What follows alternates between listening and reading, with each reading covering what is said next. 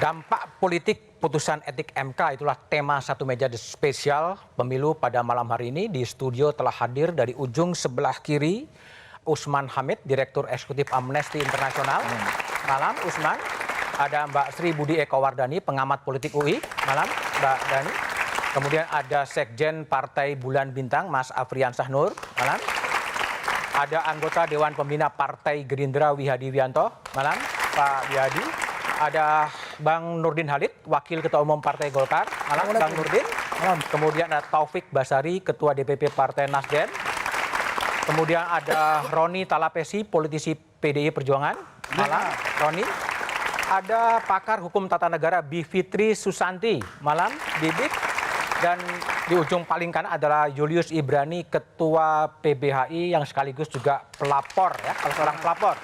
Julius, saya tanya terlebih dahulu. Tadi Ketua MK Anwar Usman yang sudah diberhentikan mengatakan mengalami fitnah keji. Bahkan kalau dilihat 8 kali kata fitnah. Gimana Anda sebagai pelapor merespon itu? Ya, saya pasti mendorong Pak Anwar Usman untuk melakukan perlawanan, sekaligus meminta dirinya untuk dipecat supaya dibuka ruang MK-MK banding untuk memberikan klarifikasi pada dirinya. Kami pengen lihat bahwa apa yang menjadi pembelaannya, apakah ada bukti kuatnya atau tidak. Sehingga finish masalah ini sampai di sini, kita maju ke pemilu yang lebih bersih, pemilu yang tanpa nepotisme dan dinasti. Poin kami di situ. Tapi dia juga menyebut ada pembunuhan karakter, merasa dizolimi gitu loh. Anda sebagai pelapor memang melaporkan ada itu, fitnah dan lain sebagainya? Oh jelas tidak. Jadi ini perlu saya jelaskan Mas Budiman. Dalam laporan kami, hampir semua yang kami sampaikan itu terbukti. Ya, soal bicara perkara di luar persidangan, itu di seminar terbukti. Soal benturan kepentingan akibat adanya kepentingan keluarga melalui Gibran, itu juga terbukti. Dan terakhir soal adanya intervensi dari pihak luar itu juga terbukti. Jadi yang kami sampaikan bukan fitnah. Dari awal kami bilang bukti kami ambil dari MK secara resmi dan itu langsung terbukti. Jadi kalau memang dikatakan itu fitnah, kalau memang dikatakan itu pembunuhan karakter, sebetulnya itu yang sedang dilakukan oleh Anwar Usman terhadap Mahkamah Konstitusi dan putusan MK-MK itu sendiri. Oke, baik. Bivitri Susanti. Kalau Anda lihat pernyataan atau jumpa pers Anwar Usman sebagai sebuah bentuk perlawanan terhadap keputusan dari MK-MK atau ada apa yang Anda lihat dari pernyataan itu? Ya perlawanan karena dia dalam posisi defensif sekali dan seperti tidak ingin meruntuhkan legitimasi MK-MK. Padahal kalau dikatakan pembunuhan karakter dan lain sebagainya, sebenarnya MK-MK justru forum yang tepat untuk mengklarifikasi semuanya bahkan yang beredar di media massa.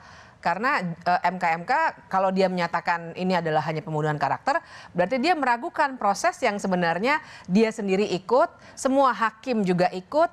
Jangan lupa prosesnya itu bukan hanya membaca laporan kami, tapi betul-betul ada pembuktian. Bahkan kami juga melampirkan beberapa keterangan ahli yang tertulis ya, karena waktunya cepat sekali. Nah artinya kan dia tidak mempercayai proses yang sebenarnya resmi betul, bahkan dia sendiri yang bikin melalui rapat permusyawaratan hakim. Dan dia sendiri yang membuat MK-MK itu ya? Iya, jadi cara pandangnya Mas Budiman, kalau kita lihat narasinya Pak Anwar Usman kan dari awal tuh selalu yang jabatan itu dari Allah, saya tidak pernah. Jadi benar-benar personality gitu, melawan sebuah sistem yang ada governance-nya dan transparan. Jadi sebenarnya mesti kita pertanyakan kok bisa sebuah sistem yang rapi, 3 orang dilantik, ada hukum acaranya, transparan, dilawan dengan kata-kata yang sifatnya agama belaka yang bahkan kebalikan dari pembuktian yang sudah dilakukan dengan resmi. Oke, Pak Nurdin Halid, Wakil Ketua Umum Partai Golkar. Dalam jumpa persnya Pak Anwar Usman mengatakan memang ada pembunuhan karakter ya, yang dilakukan lewat persidangan MK atau lewat public opini. Kalau Bang Nurdin melihat apa? Apakah memang ada fitnah, ada pembunuhan karakter terhadap Ketua MK Anwar Usman? Mas Budiman, saya sering hadir di acara ini, adalah pertama kali begini buat narasumber ini. Ya, itu berarti penting materi. Ya, penting, makanya Bang Nurdin diundang. Jadi begini, di dalam negara demokrasi, ya, politik dan hukum itu berjalan paralel. Demokrasi akan baik, objektif dan sehat, ya, kredibel ketika penegakan hukum itu bisa berjalan dengan berkualitas. Saya ingin menganalogkan Mas Budiman, karena saya orang bola, ya. dalam sebuah pertandingan sepak bola, regulasi dibuat oleh PSSI berdasarkan rule of the game FIFA. Ya. Penegakan aturan di lapangan itu adalah wasit, komisi disiplin, komisi banding. Ketika sebuah pertandingan berjalan, terjadi sebuah gol dan disahkan oleh wasit. Ini tidak terbantahkan dan tidak ada yang bisa menganulir. Sekalipun sesudah pertandingan, semua penonton melihat bahwa itu ada seorang pemain yang 1 meter offside. Maka dilakukanlah protes kepada komisi disiplin. Komisi disiplin mengadili, kemudian menghukum wasitnya, tapi tidak membatalkan golnya. Oke. Apakah kemudian hasil pertandingan itu adalah tidak legitimate? Legitimate. Kita melihat suatu peristiwa yang sangat fenomenal ketika Piala Dunia 86, di mana superstar kita Diego Maradona. Oke. Itu gol Tuhan. Gitu. Dan itu disaksikan oleh hampir semua pemirsa. Baik. Apakah gol itu dibatalkan oleh FIFA? Tidak. Tidak. Apakah Argentina sebagai juara dunia ketika itu legitimate? Tidak legitimate. Legitimate. Apakah kemudian rusak seluruh pengaturan di FIFA? Tidak. Sama dengan ini. Ya. Etik berjalan, tapi putusannya tetap berjalan. Tetap berjalan. Oke. Dan itu tidak akan merusak daripada proses demokrasi kita. Tetap berjalan sesuai dengan tahapan ya. catatan bahwa seluruh penyelenggara harus objektif, sportif, menegakkan seluruh rule di dalam pelaksanaan pemilu kita. Oke, baik. Pak Wihadi, jadi Partai Gerindra dan anggota Komisi 3. Ada pembelaan yang mengatakan karakter assassination, lalu kemudian merasa dizolimi, ya, merasa difitnah, keji, gitu. Kalau Pak Wihadi lihat, ini sebuah pembelaan terbuka, ketidakpuasan terhadap MK atau gimana, Pak Wihadi lihat? Iya, jadi begini, kalau kita melihat dari keputusan MK, itu 9 hakim sebenarnya semuanya melanggar. Oke. Ya, semua melanggar. Tetapi kenapa bebannya hanya diberikan kepada ketua? Oh. Nah, ini kan tidak ada satu fairness di sini, ya. Kemudian kalau kita lihat Arif Hidayat. Oke. Arif Hidayat sudah 2 kali dianulir menurut undang-undang, kemudian dikatakan bahwa ada satu lagi, berarti 3 kali. Seharusnya kalau kita melihat 3 kali ada pelanggaran. Nah, ini adalah salah satu hal yang sebenarnya 3 kali pelanggaran itu kalau 2 kali kartu kuning aja sudah kartu merah. Kartu merah. Akumulatif ya.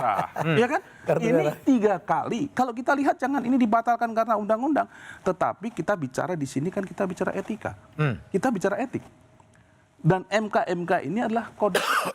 Artinya etik itu walaupun dibatalkan oleh undang-undang, tapi tetap melekat bahwa ada pelanggaran yang sudah dilakukan 2 kali dan ini ketiga kalinya. Jadi dalam hal ini fairness dan hal yang mungkin sangat menjelaskan kenapa hanya Anwar Usman yang dibebani oleh semua dosa-dosa 8 hakim yang lain kepada ketuanya. Ada ketidakfairan. Roni Talapesi ini Pak Wihadi mengatakan 9 hakim ditegur secara lisan secara kolektif. Tapi kenapa hanya Anwar Usman? Bahkan ada 1 hakim yang sudah 2 yang kali. sudah 2 kali. Ya, ini ketiga kali. Kenapa? Anda gimana lihat itu? Kami PDI Perjuangan menghormati atas putusan yang sudah ada. Tapi kami mau mengajak seluruh masyarakat melihat lebih jauh bahwa ini adalah kepentingan bangsa. Kita bicara soal konstitusi. Dan hari ini kita melihat bagaimana proses yang terjadi dalam Mahkamah Konstitusi ini ada hal-hal yang menurut kami ini yang sudah di luar batas kewajaran, norma. Maka ada pengujian, kemudian ada pemeriksaan. Dan dalam pemeriksaan di dalam putusan itu kan sudah jelas bahwa terjadi pelanggaran berat. Menurut saya bahwa pemikirannya ini sederhana saja. Konflik kepentingan ini kan tidak perlu berpikir secara teori secara jauh. Ini ada paman, ini ada keponakan. Yang seharusnya kan secara logika sederhana ketika perkara itu berjalan harusnya yang bersangkutan mengundurkan diri. Menurut saya itu publik sudah melihat seperti itu. Ya, tapi challenge dari Mas Wihadi kan 9 orang kena teguran secara kolektif dan lisan, kenapa hanya Anwar Usman menanggung beban dosa itu? Itu di perkara 90 ketika Anwar Usman memimpin. Ada sesuatu yang beda, akhirnya menjadi bagi Anda fair itu? Ya, ketika Anwar Usman terlibat makanya putusannya kan mengabulkan. Itu yang menjadi ini kan. Oke. Tobas, jadi kalau menurut Anda fair nggak sih putusan MK dengan challenge tadi ya? 9 hakim ditegur secara kolektif lesan karena membiarkan terjadinya benturan kepentingan. Kalau Anda lihat gimana? Ya, saya melihat ini bukan masalah orang per orang, bukan masalah apakah Pak Anwar Usman ataupun ke hakim konstitusi yang lain. Tapi ini lebih besar dari itu, yaitu soal masalah bangsa, soal negara hukum kita mau dibawa kemana. Ya. Nah, tapi di sini juga merupakan uji kenegarawanan bagi Pak Anwar Usman. Ya. Pak Anwar Usman ini kan menyatakan bahwa ini adalah fitnah, ini adalah upaya karakter assassination. Tapi kita bisa mengingat beberapa waktu yang lalu Pak Arsyad Sanusi, ya, beliau ketika mendapatkan putusan MK, ya, kode etik, langsung mengundurkan diri. Nah, ketika menyatakan bahwa ini tidak benar, misalnya hasil MK, maka pilihannya ada 3. Yang pertama adalah menerima putusan MK itu secara utuh dan mengikuti. Yang kedua, melakukan perlawanan seperti yang disampaikan oleh Julius tadi, ya, sehingga kita bisa melihat perlawanannya apa dasar kemudian Pak Anwar Usman merasa tidak bersalah. Dan yang ketiga, atau sekalian mengundurkan diri. Nah, jadi ini uji kenegarawanan yang kita juga... Yang mengundurkan diri siapa semuanya atau Anwar Usman aja? Enggak, ya karena di sini konteksnya Pak Anwar Usman yang Ya, menyatakan... tapi kan 9 lain juga kena kode etik. Nggak, tapi gini, yang lain pun juga... Menurut saya juga ini satu kesedihan bagi kita semua, ya. Saat ini semua hakim konstitusi kena kode etik. Ya.